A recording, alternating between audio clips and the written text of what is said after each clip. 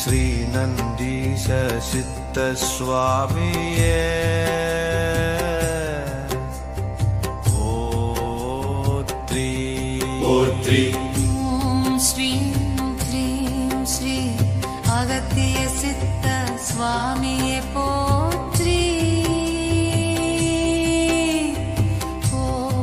ज्ञानमूलं गुरोर्मूर्ति पूजामूलं गुरोर्पदं मन्त्रमूलं गुरोर्वाक्यं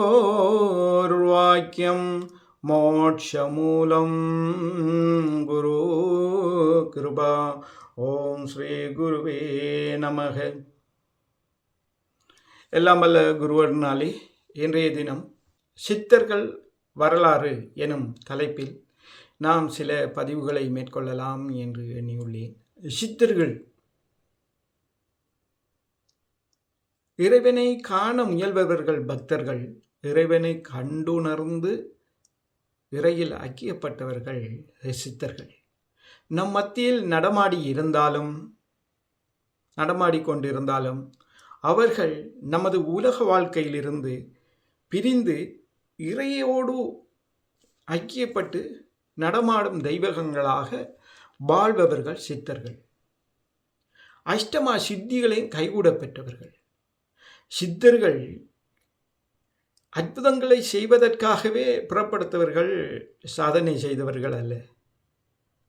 அந்த இன்பமான இனிமையான இறையுடன் ஐக்கியப்படும் ஜீவ பிரம்ம ஐக்கிய இந்த இரகசியங்களை கண்டுணர்ந்தவர்கள், சாக கலை கண்டவர்கள். அவர்கள் பெற்ற இன்பத்தை மக்களுக்கும் புகட்டினார்கள்.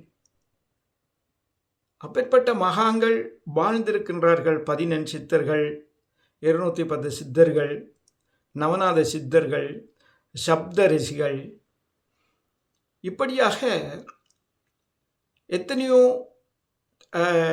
நிலைகளில் சித்த பாரம்பரியம் இருந்து வந்துள்ளது.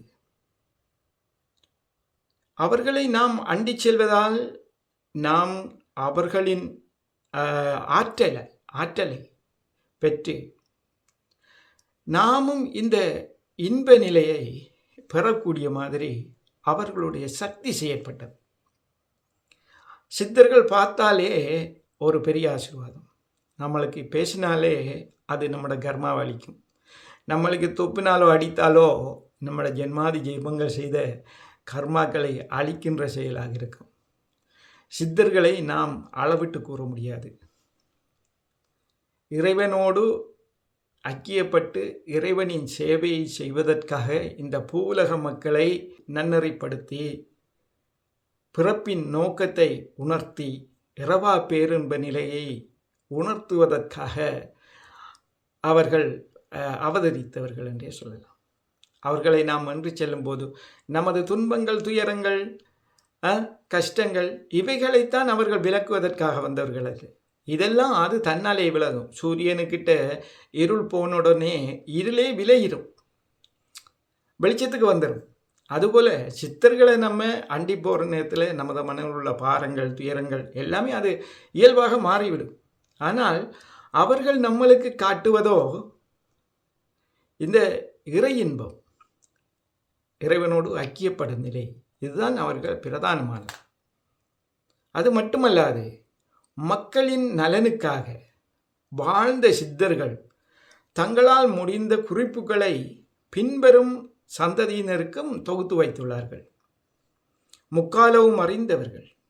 எப்போ திரைதா துவாதர யுகங்களில் இறை நிலை எப்படி இருந்தது, சித்தர்கள் எப்படி வாழ்ந்தாங்க, இதெல்லாம் இந்த கலியுகத்துக்கு கொண்டு வரத்துக்கு சித்தர்கள் முக்காலம் அறிந்தபடியாகத்தான் இதை நம்மளுக்கு போதிக்கின்றார்கள். காகபுஜேண்டர் என்ற ஒரு சித்தர் இருந்தார்.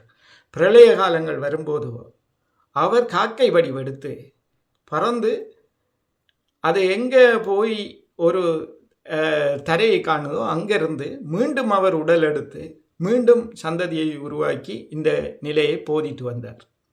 காகபுஜேண்டர் என்ற ஒரு பெரிய மகான். அதுபோல் எத்தனையோ எண்ணற்ற மகரிஷிகள் வாழ்ந்துள்ளார்கள். அதிலே நம்ம குறிப்பாக 18 சித்தர்களை கணக்கில் எடுக்கிறோம். மற்றது இந்த உலகை ஆண்டு கொண்டு வாரது சப்தரிஷிகள், அவங்களே நம்மளுக்கு தெரியும். மற்றும் நவநாத சித்தர்கள் என்று 9 சித்தர்கள் கோரக்கர் குருவாக அவருக்கு கீழே உருவாகி வந்தவர்கள் நவநாத சித்தர்கள். இந்த சித்தர் பேர்களெல்லாம் தனித்தனியாக போடணும், இதுக்குள்ளே நம்ம சேர்த்துக்கொள்ள இயலாது. இது ஒரு அறிமுகம் மட்டும்தான். அனிமா, மகிமா, இலகிமா, கரிமா, பிராத்தி, பிரகாமியம், ஈசத்துவம், வசித்துவம் என்ற இந்த அட்டமா சித்தியையும் பெற்றவர்கள்.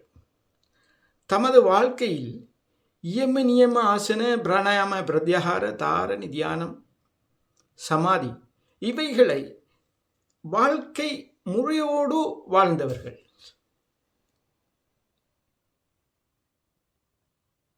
அப்போ இவர்கள் வாழுகின்ற சாமானிய மக்களுக்கு ஒரு வழிகாட்டலும் எடுத்துக்காட்டாகவும் இருந்தார்கள். இந்த வழியில் வாழ்ந்தால் நாம் அடைய வேண்டிய பிறை அடையலாம் என்பதற்கு இணங்க வாழ்ந்து கொண்டிருப்பவர்கள். நாம் சொல்லுகின்றோமே அஷ்டயோகம். அப்படி என்ன அஷ்டயோகம் என்று முடித்தா நம்மளுக்கு அது விளங்குமா இல்லையே? அதுக்கு சாதாரணமாக ஒரு சின்ன விளக்கம் கொடுக்குறேன். அஷ்டயோகம் இயமம் நியமம்.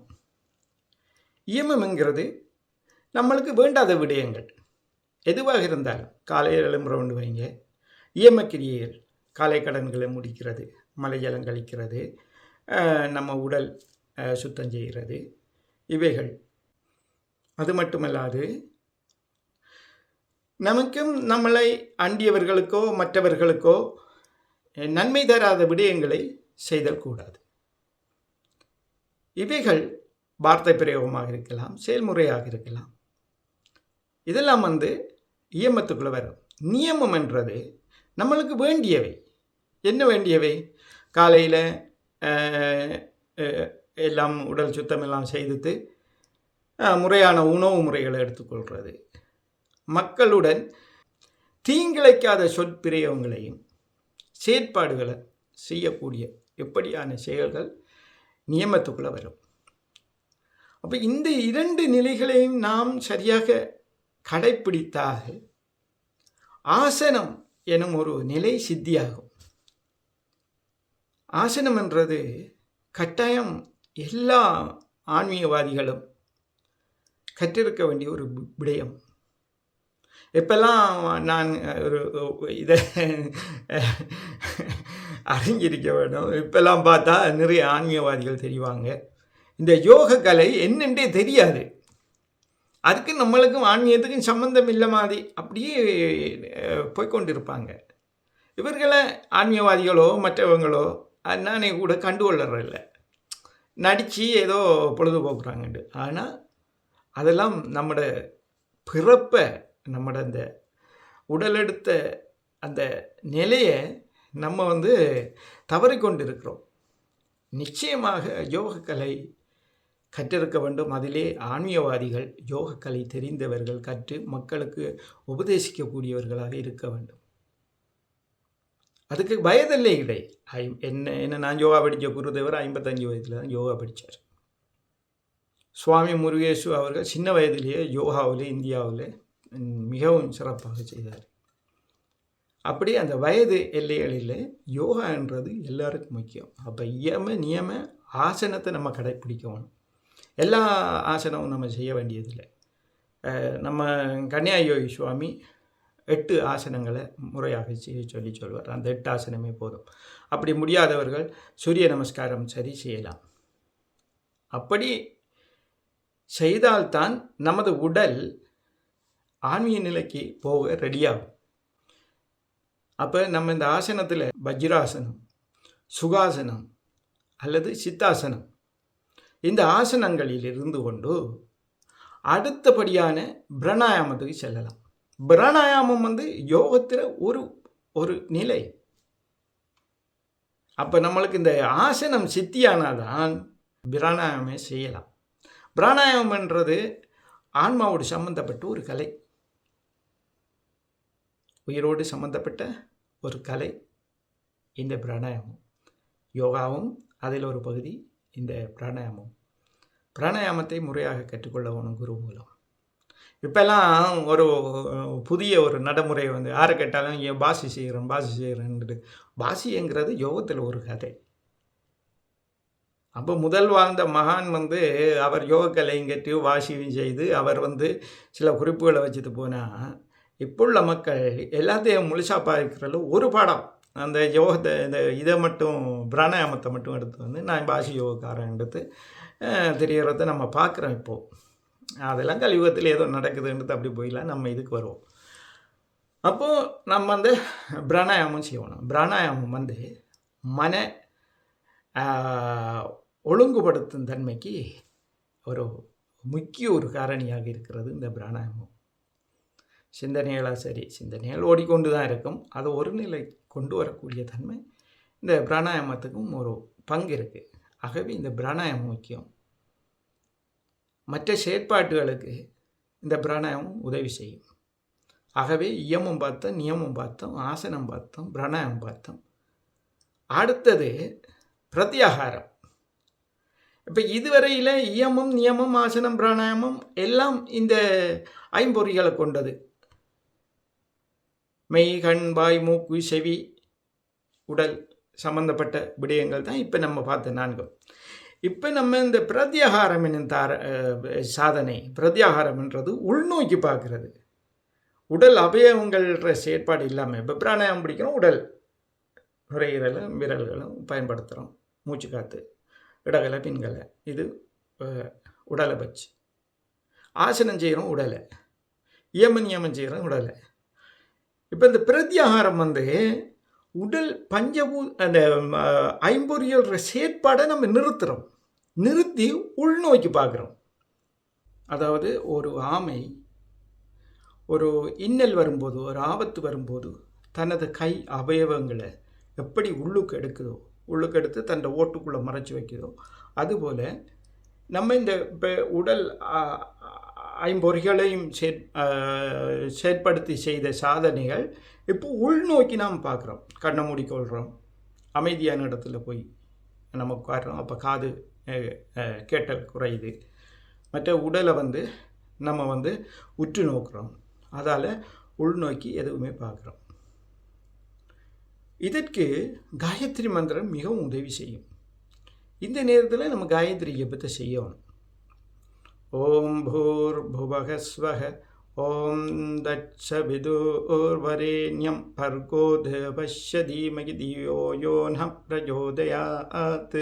இப்படி நம்ம அந்த காயத்ரி மந்திரத்தை திரும்ப ஒரு 108 தரம் ஜபிக்கக்குள்ள நம்ம வந்து இந்த பிரத்யாகார சாதனையில் சித்தியாக முடியும். அதாவது பிரத்யாகாரம்ன்றது நமது சில சித்தர்கள் குறிப்புகளில் சொல்லுவாங்க, இந்த நெத்தி புருவத்தை கண் புருவத்தை வந்து உத்து நோக்க சொல்லி, சிலர் நாசியை மூச்சு ஓடுறதை வந்து கவனிக்க சொல்லுவாங்க. இப்படி உடலுள்ள என்ன நடக்குதோ இதை வந்து நம்ம வந்து உள்முகமாக பார்க்க தொடங்குவோம். அடுத்தது தாரணை என்பது நாம் எடுத்துக்கொண்ட விடயத்தில் உறுதியாகுது. எப்போ நாம் எதை நினைக்கிறோமோ அதில் வந்து படிப்படியாக முழுநிலை அடைந்து அதன் தன்மையை பெறுறது.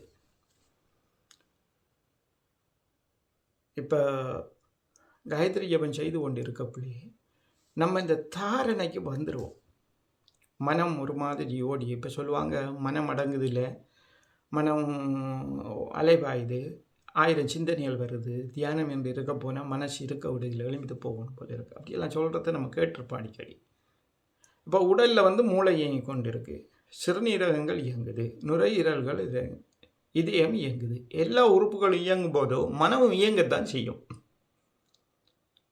இப்போ ஒரு இடத்துல காற்றில்லாத இடத்துல மூடியை திறந்தால் வெளியில் உள்ள காற்றுக்கள் வந்து சேருவது போல் இந்த மனமானது தெளிவடைஞ்சு கொஞ்சம் அமைதியாக இருக்கிற நேரம் வெளி உலக சிந்தனையில் வரத்தான் செய்யும். எந்த ஞானிக்கு எந்த மகான்களுக்கும் மனம் வந்து ஓடிக்கொண்டு தான் இருக்கும். அதை நிப்பாட்டுறதுக்கு அவங்க வந்து முயற்சிக்கிறல்ல, ஆனால் ஒரு நிலப்படுத்துவாங்க. மனமானது கடிவாளம் இல்லாத குதிரை எங்கும் அலைவது போல அது ஓடிக்கொண்டிருக்கும். ஆனால் அதற்கு கடிவாளமிட்டு தண்டை கட்டுப்பாட்டுக்குள்ளே வர மாதிரி இந்த மனதை வந்து நம்மளை கட்டுப்பாட்டுக்குள்ளே எடுக்கலாம். அதுதான் அந்த தாரணை. இப்போ நாங்கள் தாரணை செய்யும்போது குருதேவர் ஆசிரமத்துக்கு வருவார். ஆசிரமத்துக்கு வந்தால் யாகசாலையில் யாகம் பண்ணுறது, மக்களுக்கு ஆசீர்வதிக்கிறது, அன்னதான மண்டலத்தில் அன்னதானம் கொடுக்கப்படுறது, நடமாடி திரிகிறது, வாக்கிங் போகிறது, இப்படியான இதுகளில் ஒரே நிலையில் ஒரே சிந்தனையில் அப்படியே சிந்திச்சுட்டு இருக்கக்குள்ள திடீரென்று குருதேவர் நம்ம இடத்துக்கு வர்ற சந்தர்ப்பம் ஏற்படும். நான் அவர் இங்கே இருந்தாலும் சரி, குருதேவர் அவர் நம்மளை முன்னால் வருவார். அதுதான் அந்த தாரணையிற தன்மை. அதுக்கு பிறகு தியானம் கைகூடும். இந்த தாரணை நம்ம சரியாக செய்யலைண்டா தியானம் எந்த வகையிலையும் கைகூடாது. இப்போ பாருங்கள், நானெல்லாம் இந்த தாரணை பயிற்சி சித்தி ஆகிட்டா என்று பார்க்குறதுக்கு என்ன செய்யணுண்டா, தியானம் செய்து கொண்டு இருக்கக்குள்ளே அந்த ஒரு நிலையை நான் சரியாக குருதேவரை உள்வாங்கி அந்த தாரணை சாதனை மூலம் ஆணியை சூடு பண்ணி என்னுடைய காலில் அந்த ஆணியால் சுடுவேன். அது சுவாமிக்கு அங்கே நுரலியாக இருக்கிற சுவாமிக்கு வந்து காலில் சுட்டு உடனே அவர் கால் எடுப்பார். என்னப்பா செய்கிறீங்க அங்கே அப்படின்ட்டு கேட்பார். இது ஒரு தரம் இல்லை, நான் அடிக்கடி மாதத்தில் ஒரு தரமாச்சும் இந்த சாதனையை செய்து வந்தேன். நான் ஆசிரமத்தில் தண்ணி இருக்கிறது, தண்ணி இருந்தாலும் இது வந்து எனக்கு ஒரு விளையாட்டு மாதிரி அந்த நேரத்தில் இருக்கும். ஏண்டா அதுகளை வேறொரு காணொலியில் சொல்லலாம். குருதேவர் இதுக்கு தாரணை ஒரு சுவாரஸ்யமான ஒரு கதையை ஒன்று சொல்லுவார். கன்னியாயோகி சுவாமி இந்த தாரணை மூலம் தன்னை சீடனோட தொடர்பு கொள்ளுவாராம். சீடனோட தொடர்பு கொண்டு நலம் விசாரிக்கிற நேரத்தில் சீடன் தவறித்தார். அவர் அந்த உடலை விட்டுத்தார். இவர் அந்த சாதனையில் அந்த ஆத்மாவுக்கு பேசினோடனே அந்த ஆத்மா செய்தி அனுபவமாக நல்ல சாப்பாடு, விரும்பினத்தை வேண்டிய இடத்துல சாப்பிட்டு கொள்ளலாம், எந்த நேரமும் குழுண்டு ஏசுக்குள்ளே தான் வாழ்க்கை, இப்படி போகுது குருவே, நான் நல்லா இன்பமாக இருக்கேன், சந்தோஷமாக இருக்கேன். என்னடாப்பா ஆத்மா இப்படி சொல்லுது அப்படின்ட்டு அவர் ஆழ்ந்து கவனிச்சாராம். இந்த தாரணை மூலம் உண்மையிலே அந்த ஆத்மா வந்து நம்ம சொல்லும் இல்லையா, எரும மாடு, அந்த மாட்டுக்குள்ளே அந்த ஆத்மா போய் சேர்ந்துருக்கு, அந்த உடல் எடுத்துருக்கு. அப்போ அவர் விரும்பினதெல்லாம் போய் சாப்பிடுதோ தண்ணிக்குள்ளே கிடக்கிறானே, தண்ணிக்குள்ளே கிடந்தோடனே அவர் ஏர் கண்டிஷனுக்குள்ளே இருக்கிற மாதிரி ஒரு அப்போ அந்த ஆத்மா சொல்லுமா, நான் நல்ல குளிர்மையான நல்ல இதான ஆரோக்கியமான இடத்துல நம்ம அப்படின்னு குருதேவர் சொல்லி சிரிப்பார்.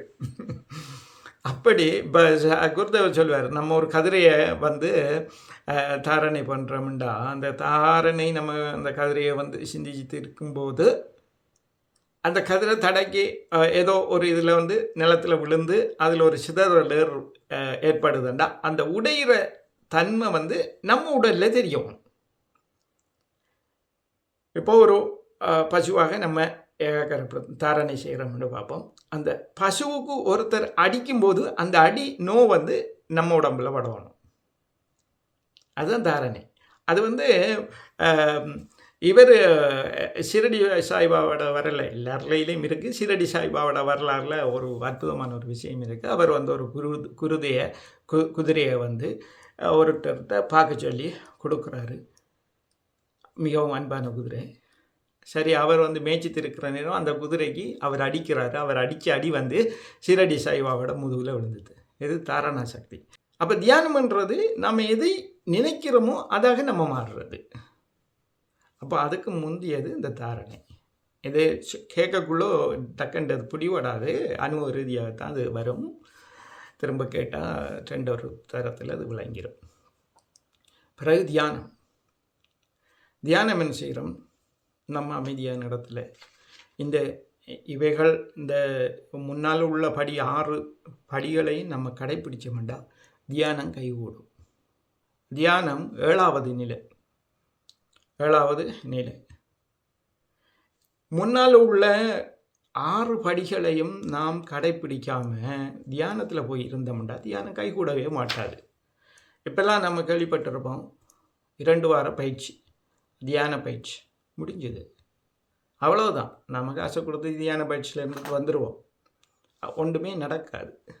ஏண்டா நம்ம வாழ்க்கையில் கடைப்பிடிக்க வேண்டிய எத்தனையோ விடயங்களை நம்ம தவற விட்டுட்டோம்.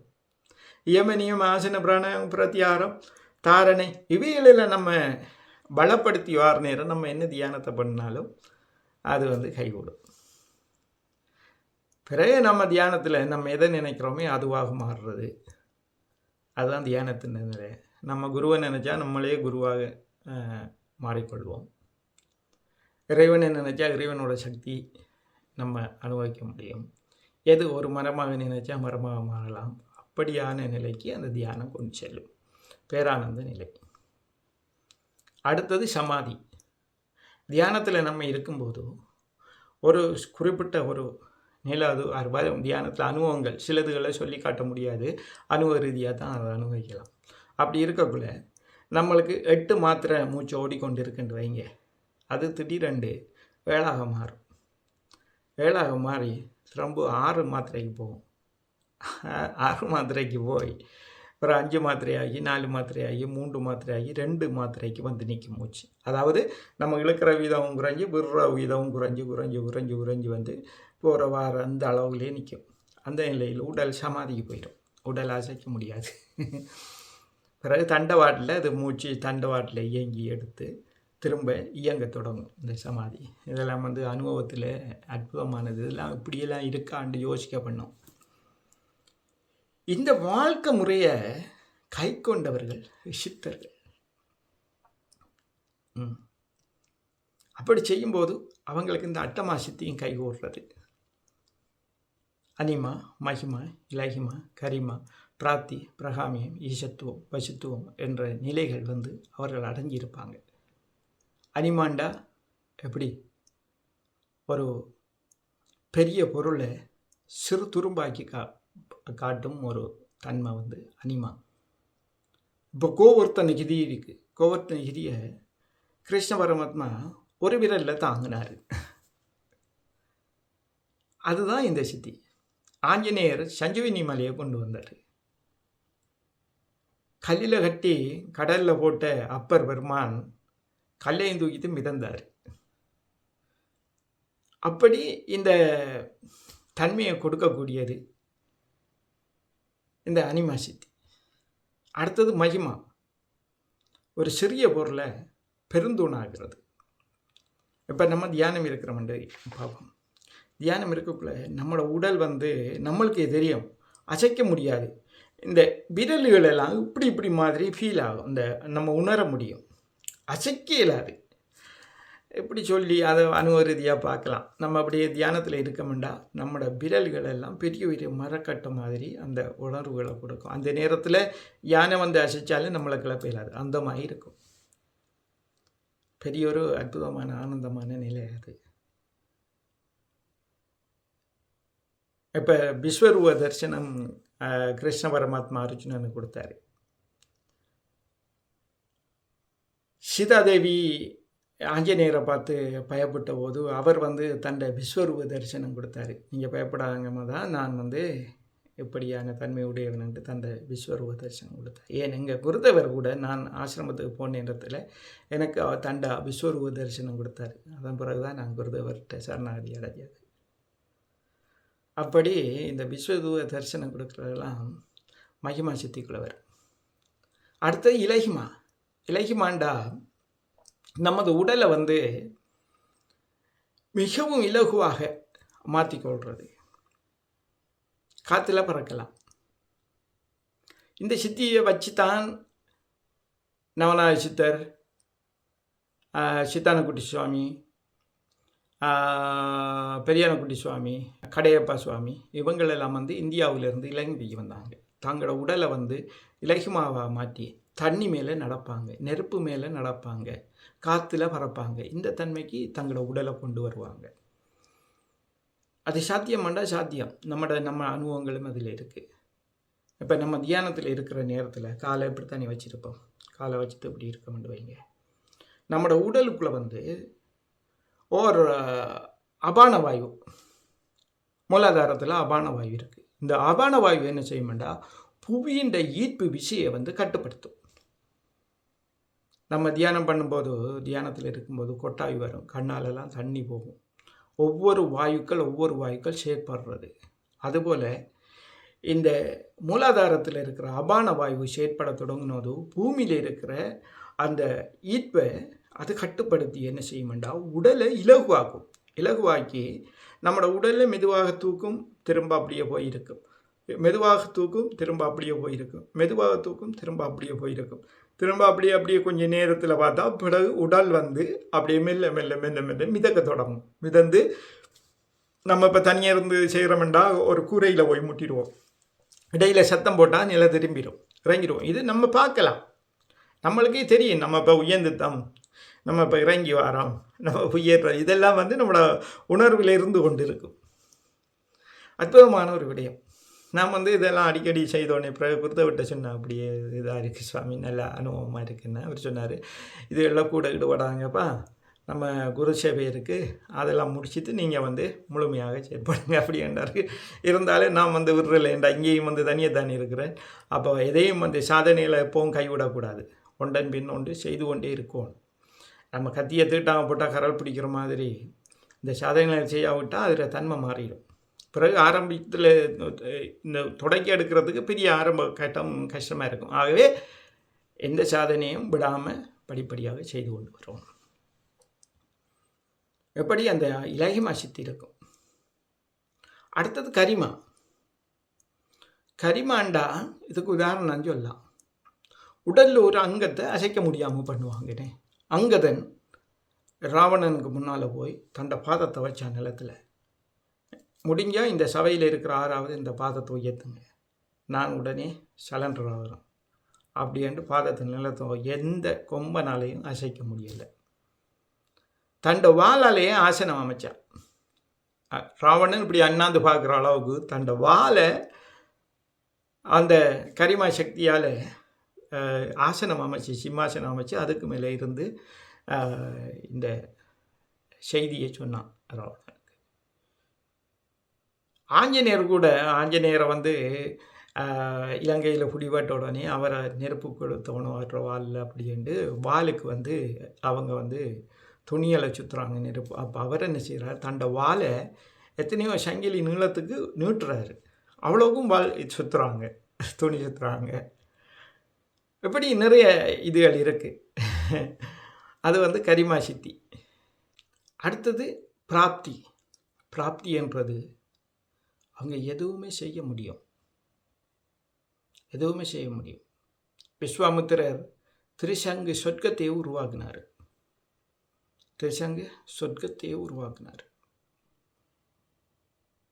அப்படி அந்த பிராப்தி சித்தி எடுத்தாக்கள் நிறைய பேர் இருக்காங்க. மண்டோதரி, ராவணன் மனைவி மண்டோதரி, காயத்ரி பெரிய சாதனை. மண்டோதரி அம்மா அவள் வந்து சந்திர மண்டலத்துக்கே போய் வந்தாள் தண்டை சக்தியை பயன்படுத்தி. அந்த பிரார்த்த சக்தியில் எதையும் செய்ய எல்லாத்தையும் சாத்தியமாக்குவாங்க. பிராப்தி. இந்திரனே ஜெயிப்பாங்க, வருணா மழையை பெய்யவை. அப்படி இந்திரனை கூப்பிட்டு இந்திரா இதை செய் என்று அப்படி இருந்தாங்கப்பா. திருவாசரெல்லாம் இந்திரனே செவிக்கின் தன்மை பெற்றிருந்தாங்க. எதுவும் செய்ய முடியும் பிராப்தியால். அடுத்தது பிரகாமியம், கூடு விட்டு கூடு பாய் நிலை. இப்போ சுந்தரானந்தர் வந்து மூலண்ட உடலுக்குள்ளே போய் திருமூலராக இருந்தார் இல்லையா? அதுபோல் எத்தனையோ பேர் கூடு விட்டு கூடு பாயிற கலையை கற்றுருந்தாங்க. பிரகாமியம். அடுத்தது ஈசத்துவம், ஐந்தொழிலையும் செய்யும் வல்லமை உண்டவங்க.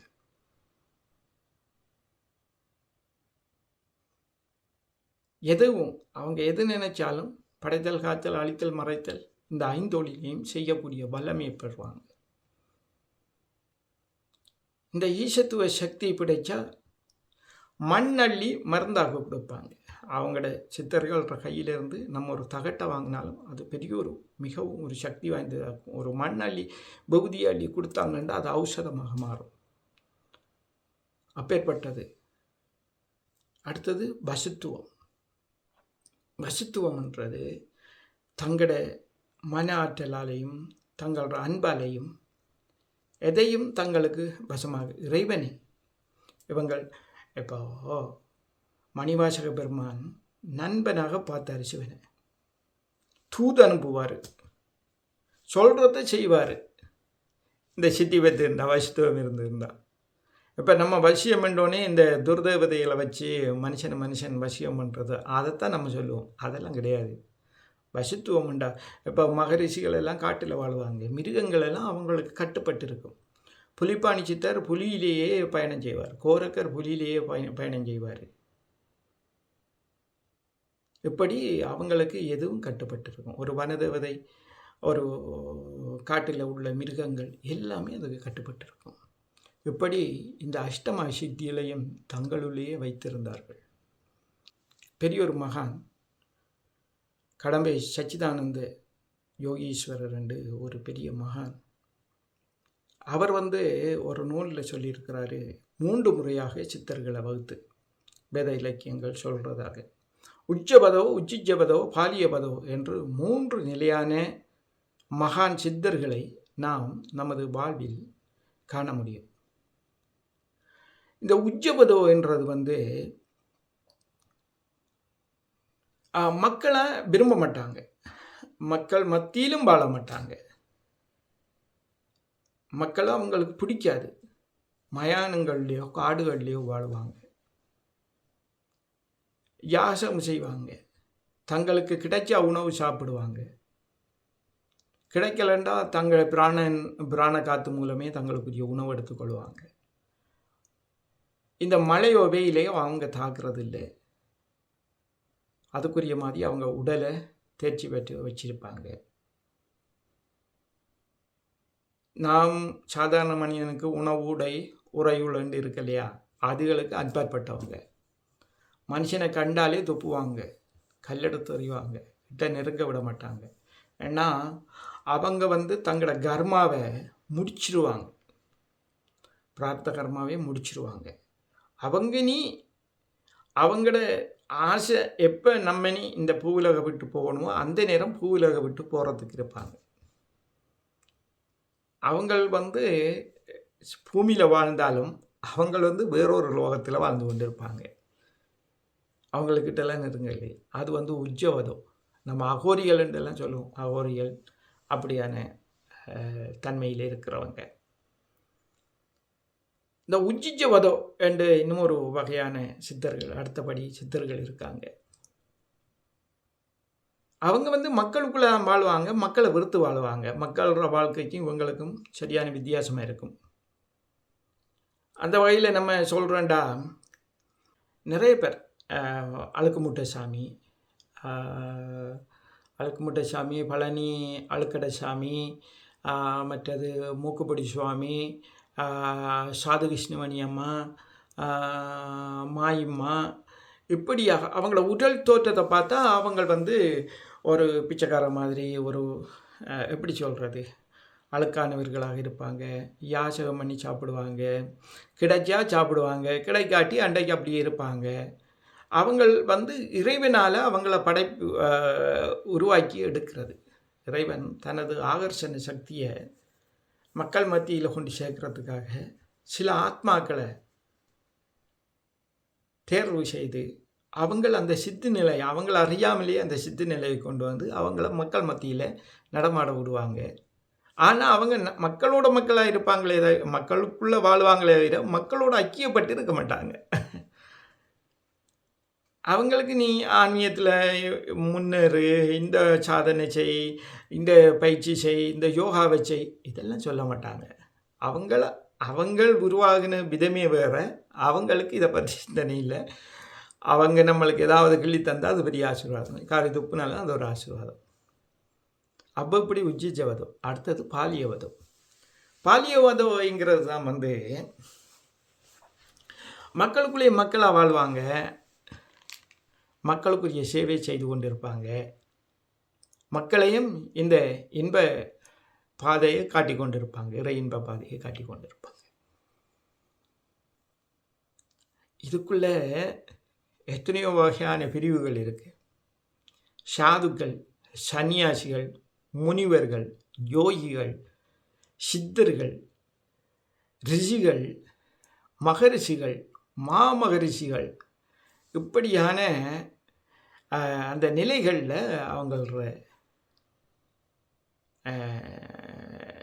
தன்மை இருக்கும். இப்போ நம்ம முதலாவதாக சாதுக்களை பார்க்கலாம். சாதுக்கள்ண்டா சிறிய வயதிலேயே அவங்களுக்கு ஒரு ஆன்மீக தாகம் ஏற்படும். விட்ட உரை தொட்ட உரைன்னு சொல்லலாம். அந்த ஆன்மீக தாகம் ஏற்பட்டு அவங்கள அந்த பூர்வஜன்ம கர்மாக்கள் கொண்டு நல்ல குருவிட்ட கொண்டு சேர்க்கும். நல்ல குருவிட்ட சேர்க்கும். இவங்கள் தொழில் செய்யணுமன்ற அந்த தன்மை இருக்காது. தங்களுக்கு என்ன கிடைக்குதோ அதை சாப்பிடுவாங்க. ஆசைகள் இருக்காது. ஒரு குருவோட உபதேசப்படி நின்று வாழ்வாங்க. ஆனால் இவங்க ஆசிரமத்தில் தான் வாழ முடியும். வெளியில் இப்போ அவர் பிறந்த வீட்டிலே இருந்து இந்த சாதனைகள் அடைய மாட்டாங்க. அவங்க குருவோட இல்லத்திலேயே இருப்பாங்க. குருவுக்கு கீழே இருந்து குருவுக்கு பணிவிடை செய்து ஆசிரம கடமைகளை செய்து அந்த ஆசிரமத்திலே வாழ்ந்து ஆசிரமத்திலே தங்கள் வாழ்க்கையை முடிச்சிருவாங்க. இது சாதுக்கள். அவங்களுக்கு இல்லற சம்பந்தமான எந்தவித தொடரும் இருக்காது.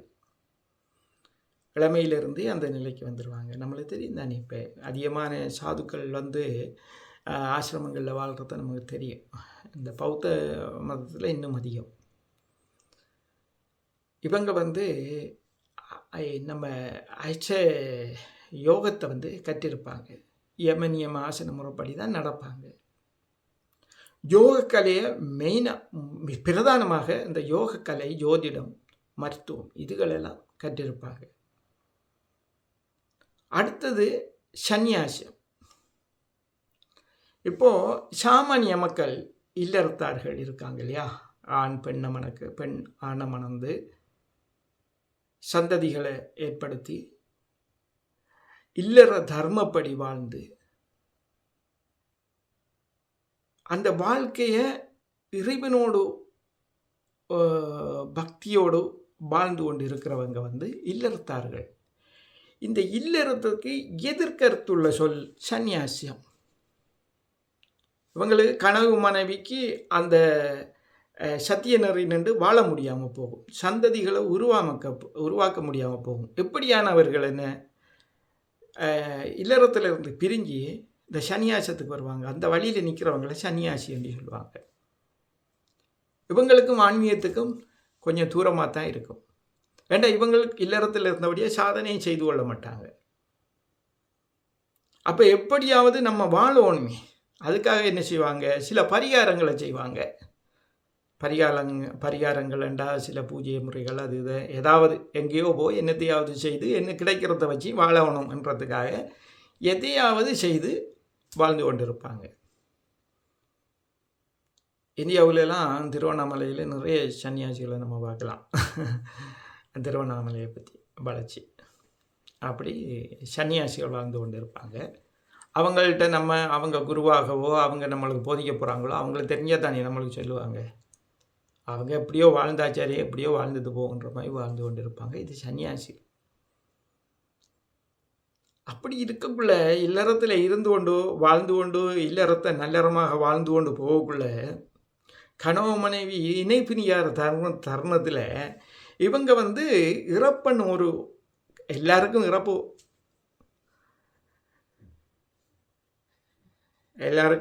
எல்லாற்ற வாழ்க்கையிலும் இறப்புன்ற ஒரு விடயம் பாரது தானே. அப்போ கணவன் மனைவி இருவரும் நல்லறமாக வாழ்ந்து கொண்டு இருக்கக்குள்ள இப்போ மனைவி இறந்துட்டாங்கன்னு வைப்போம். மனைவி இறந்தோடனே இவங்களால் தாங்க இயலாது. இவங்க என்ன செய்கிறாங்கண்டா பிறகு அந்த இல்லற நிலையிலிருந்து ஒரு நிலைக்கு தாண்டி வராங்க. தாண்டி மௌன நிலையில் இருக்காங்க. இறைவன் அடைகிறதுக்கு இறைவன் நிலை அடைகிறதுக்கு பாடுபடுவாங்க. சில சாதனைகளை செய்வாங்க. சில யோக முறைகள் இதுகளை செய்து கொண்டு மௌனமாயே இருக்க தொடங்குவாங்க. இந்த மௌனி என்ற நிலையிலிருந்து மறிவு வந்தது தான் முனி. இப்போது நம்மளுக்கு தெரிஞ்சு முத்தையா முனிவர் இலங்கையில் வாழ்ந்து இப்போ சமாதி ஆயிட்டார் சுவாமி. அவர் உண்மையான முனி. அவங்க குடும்பத்தில் இருந்தாங்க. பிறகு மனைவி தவறினோடனே அவர் வேதனைக்குள்ளாகி பிறகு அவர் முருகனை வழிபட்டு முருக சாதனையில் ஈடுபட்டு பிறகு நாகச்சடையெல்லாம் வளர்ந்து அவர் அக்கினி போட்டு நடுவில் நின்று யாகம் பண்ணுவார், அந்த தவம் பண்ணுவார். அப்படியெல்லாம் அவர் வந்து இந்த நிலையை அடைஞ்சார். அப்போ இது சன்னியாசிகளால் எல்லாம் முடியாது. சன்னியாசி நிலையிலேருந்து கடந்து வரணும். சன்னியாசிண்டா இப்போ சன்னியாசம்ன்றது எப்படி சொல்கிறது, கடினமான ஒரு விடயம் அது. பிறகு இப்போ வந்து நம்ம வந்து முனியை பார்த்தோம். அடுத்தது யோகி. யோகி என்றால் இல்லற தர்மத்திலே இருந்து வாழ்வாங்க, கணவன் மனைவியாக, யோக கலைகள் கற்றிருப்பாங்க, தர்ம காரியங்கள் ஈடுபடுவாங்க, தங்களுக்கு பிறகு வாரிசுகளுக்கும் இந்த ஆன்மீக வழியை தாங்களே காட்டி கொடுப்பாங்க, தங்களுக்கு பிறகும் அந்த தர்ம வழி நடந்து கொண்டிருக்கும். இந்த யோக கலைகள் கற்றிருப்பாங்க. இவங்களோட வாழ்க்கை முறையை யோகிகளுக்குரிய வாழ்க்கை முறையாக இருக்கும். இந்த அஷ்டம யோகங்களை கடைப்பிடித்து வாழ்வாங்க. இப்போ அஷ்டம யோகத்தில் இந்த யோகிகளுக்கு ஒரு முறை இருக்கு. என்னென்னா, நாளிருமுறை, வாரமிருமுறை, மாதமிருமுறை, ஆண்டுக்கு இருமுறை, இப்படியாக ஒரு கொள்கை உள்ளது யோகிகளுக்குரிய. அதாவது நாளிருமுறை மலங்கழிப்பாங்க, காலை மாலை மலங்கழிப்பாங்க. யோக முறையில் இருக்குது. சாமானிய மக்களும் இதை கடைப்பிடிக்கலாம். அடுத்து வாரமிருமுறை எண்ணெய் தேய்ச்சி குளிப்பாங்க.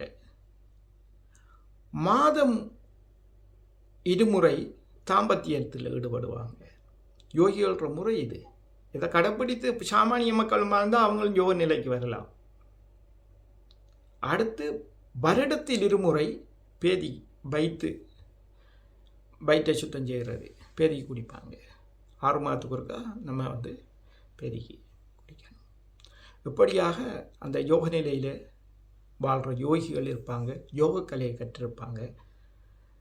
64 கலைகளில் ஒரு சில கலைகளை கற்று மக்களுக்கு போதிச்சு கொண்டிருப்பாங்க. தர்ம நிறப்படி அவங்கள காலத்தை அப்படியே வாழ்ந்து கொண்டிருப்பாங்க. அதிலும்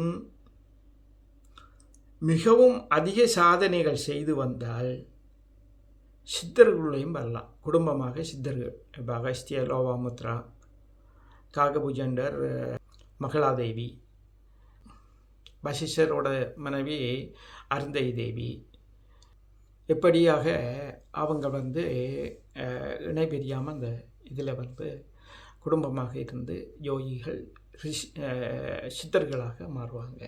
சித்தர்கள் வந்து நான் சொன்ன மாதிரி இந்த அட்டமா சித்திகளும் பெற்றிருப்பாங்க. மக்களுக்கு இந்த யோக நிலைகளை காட்டி கொண்டு வருவாங்க. பூஜை முறைகளை காட்டுவாங்க. எளிய முறையில் எல்லா மக்களுக்கும் எல்லாத்தையும் பற்றி கொடுத்து சித்தர்கள் அவங்களால முடியாத காரியமே இல்லை. இந்த அட்டமா சித்திகளையும் கைவிடப்பட்டவங்க.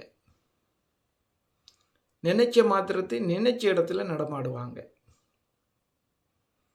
இறைவனையே நேருக்கு நேராக அழைக்கக்கூடியவங்க, அப்பேற்பட்டவங்க. அந்த நிலை கடந்து தவங்களை மிகவும் உக்கிரமாக செய்து அவங்களுக்குள்ளேயே ரிஷித்தன்மையை அடைவாங்க. ரிஷி அவங்கள விட இன்னும் மேலானது. ரிஷித்தன்மையிலிருந்து மகரிஷியாக மாறி மகரிஷியிலிருந்து மாமகரிஷியாக இப்படியான இந்த சித்த வழிபாடுகள் போய்கொண்டிருக்கிற காலத்தில் இப்போ ஒரு தேசத்தில் வந்து இந்த ஆன்மீக சக்தி நிலப்பாடு இல்லைன்னு வைங்க. இறைவனாலேயே இப்பேற்பட்டவங்களை ஒவ்வொரு பகுதிக்கு அனுப்பி வைப்பாங்க. அமெரிக்காவில் ஒரு சித்தர் வர வேண்டியிருந்தால் எங்கேயோ இருக்கிற இடத்துலேருந்து ஒரு சித்தர்களை அனுப்புவாங்க. உலகத்தில் எந்தெந்த பகுதிக்கு எந்தெந்த கண்டங்களுக்கு சித்தத்தன்மை இல்லையோ அந்தந்த பகுதிகளுக்கு சித்தர்களை இறைவனாலேயே அனுப்பி வைப்பாங்க. நிச்சயமாக இந்த இறை ஆகர்ஷண சக்தி சித்தர் ஊடாகத்தான் வெளிப்படுகிறது என்றால் யாரால் நம்ப முடியும்? இதுதான் உண்மை. அந்த வகையிலே இலங்கையில் ஒரு காலத்தில் நாகரிகம் இருந்தது. இன்று நாம் காசியை எப்படி பார்க்கின்றோமோ, காசியில் நாகசாதுக்கள் அகோரிகள் எப்படி வாழ்ந்தாங்களோ, இதுபோன்று மாணிக்க கங்கையில் கதிர்காமத்தில் இருந்தார்கள். நாகசாதுக்கள் யாரால் நம்ப முடியும்? தெரியாது. அந்த மரபை அப்படியே மறைச்சிட்டாங்க. அடுத்த காணொளியில் நான் இது சம்பந்தமான சில தகவல்களும், இந்த நாகர் சமுதாயம் அழிந்த பின் இலங்கையில் சித்தர்கள் இல்லாத நிலை ஏற்பட்ட போது இந்தியாவிலிருந்து இறைவனால் அனுப்பி வைக்கப்பட்ட கடை சுவாமிகள், அந்த வழியில் வந்த செல்லப்பா சுவாமி, விஷ செல்லப்பா சுவாமி, யோகர் சுவாமி, செல்லத்துறை சுவாமி, இவங்க சித்தானக்குட்டி, பெரியானக்குட்டி, நவநாத சித்தர் எப்படியான மகான்கள் வாழ்வும் பணிகளையும் அடுத்தடுத்த காணொளிகளில் நாம் பார்க்கலாம். இதுவரையில் இக்காணொளியை கேட்டமைக்கு நன்றி கூறுறேன். குருவே சர்வலோகானாம் விஜய பவரோகினாம் நிதியே சர்வ வித்யானாம் ஸ்ரீ தட்சிணாமூர்த்தயே நமக. ஓம் ஸ்ரீ குருப்பியோ நமக.